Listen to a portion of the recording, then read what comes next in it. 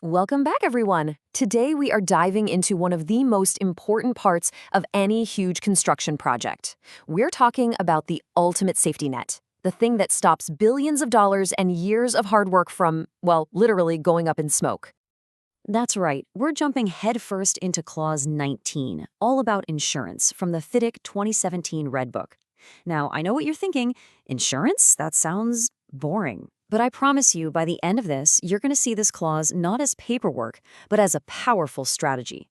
We're going to break it down so simply, you'll feel like a pro.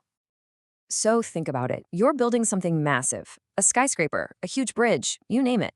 How on earth do you protect it from every possible thing that could go wrong? Well, in the world of FIDIC, you use a kind of magic shield, and today we're going to find out exactly how to build that shield and how it works. Okay, first things first, we have to understand the basic rules of the game. These are the core rules of our shield, all laid out in subclause 19.1. Think of this as the instruction manual. So what is this shield really? Put simply, it's a protective force field that the contractor puts up around the entire project. And its one job is to defend both the contractor and the employer from all the unexpected problems, accidents, damage, you name it, that can pop up on a project this big. And the contract itself makes one thing absolutely crystal clear with this line right here. It says the contractor is the one who has to create this shield and keep it powered up. They are the official guardian of the project's safety net. It's a huge responsibility. So how do you actually build this shield? Well, it's a simple four-step process. First, the contractor proposes the shield. They pick the insurer and the terms. Second, the employer has to give their official okay, their consent. Third, the contractor powers up the shield by paying the premiums. And finally, they have to show proof that the shield is active by submitting the receipts. See? Pretty straightforward. So, just to be clear on who's in charge, by default, it's the contractor's job to arrange all the insurance. But sometimes on these absolutely massive projects, the employer might step in and handle it themselves, usually because they can get a better deal. And if that happens, the contractor can just assume the insurance is good to go. But here's a crucial question. What happens if the person in charge of the shield forgets to power it up?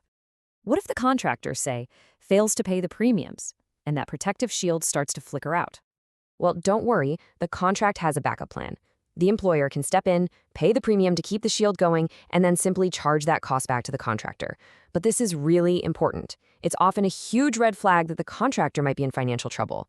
And remember, if either side fails to follow the rules, they have to pay for any direct losses the other side suffers because of it. Okay, so now we know who builds the shield and how it's maintained.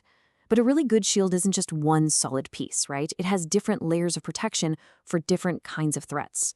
So now we're going to look at subclause 19.2 to see how these layers work.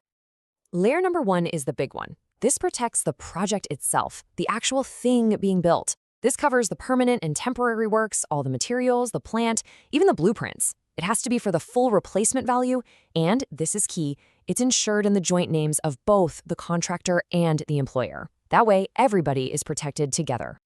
Now, here's a little detail you absolutely have to remember.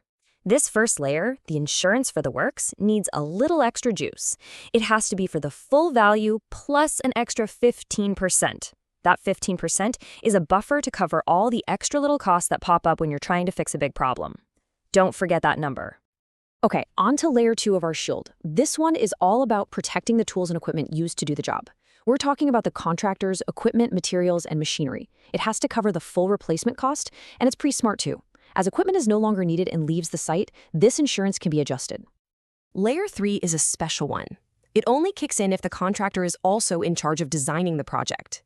This layer protects them from liability if their design isn't, as the contract says, fit for purpose. So it's a shield against design errors, not just physical damage. Now we get to the really important stuff. People. Layer 4 is a super broad shield. It protects against liability for death or injury to any person. We're talking about the general public, visitors to the site, anyone. It's a critical layer of protection for third parties. And finally, we have layer 5. While layer 4 looks outward, this one looks inward. This part of the shield is all about protecting the contractor's own team and the people working for their subcontractors. It covers injury, sickness, disease, or death for the very people who are out there building the project every single day. Whew, that was a lot of layers. But you can see how they all fit together to create one powerful shield, right? So, just to make sure all that information is sunk in, let's do a quick pop quiz and then create our final adventure cheat sheet. You ready? All right, first question, nice and simple. True or false? The employer is always the one responsible for arranging the project's insurance. Lock in your answer. And for question number 2, that first big layer of the shield, the one protecting the works, it needs that extra buffer for incidental costs. What was that magic percentage? We talked about it. Okay, pencils down. Let's see the answers.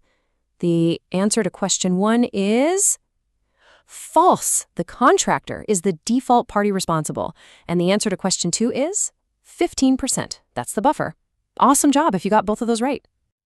So let's wrap this all up in your adventure cheat sheet. Here are the key takeaways. 1. Clause 19 is the project's protective shield. 2. The contractor is usually the one who has to manage it. 3. The shield has multiple layers for different risks. 4. Proof of payment is absolutely critical. And 5. That key insurance is a team effort, held in the joint names of both the employer and the contractor. And really, that's the main thing to remember. Clause 19 isn't just a bunch of boring rules. It's the strategic plan. It's what makes sure that this grand adventure of building something incredible can succeed, no matter what unexpected challenges pop up along the way. So, did this explainer help you on your quest for knowledge? If it was useful, do me a favor and hit that like button.